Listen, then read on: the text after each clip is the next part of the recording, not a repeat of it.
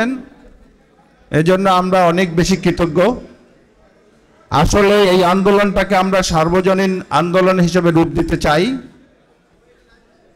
এখানে একজন বক্তা বলে গেছেন যে নেতৃত্ব কে দিচ্ছে সেটা বিষয় না, বিড়ালটা সাদা না কালো সেটা বিষয় না, ইঁদুর ধরতে পারে কিনা সেটাই বিষয়। আমার খুব পছন্দ হয়েছে কথাটা।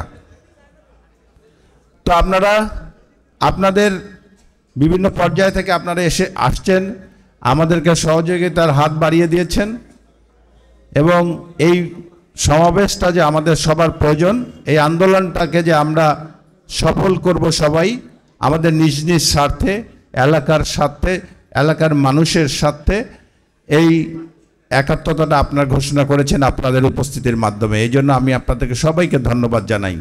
এই মেগা প্রকল্প আমরা ইনশাল্লাহ বাস্তবায়ন করব, শুধু কথা না, আমরা ইনশাল্লাহ কাজের মাধ্যমে দেখাবো যে এটা বাস্তবায়ন করা যাবে।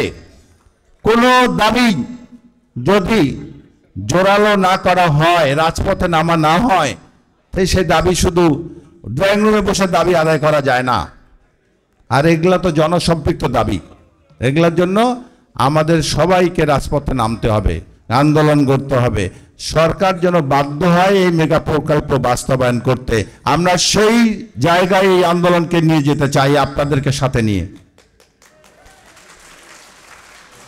সবাই ভালো থাকবেন, সুস্থ থাকবেন, এবং আমাদের সঙ্গে সহমর্মিতা আপনাদের উপস্থিতির মাধ্যমে এটাকে সফল করার জন্য এগিয়ে আসবেন, এই আশা রেখে সবাইকে ধন্যবাদ জানিয়ে আগামী 17-18 তারিখে তিস্তা পারে আপনারা আসবেন, সবাইকে আমি আমন্ত্রণ জানাচ্ছি, এবং আমরা সবাই মিলে এই আন্দোলনটাকে সফল করবো ইনশাল্লাহ। খোদা হাফেজ।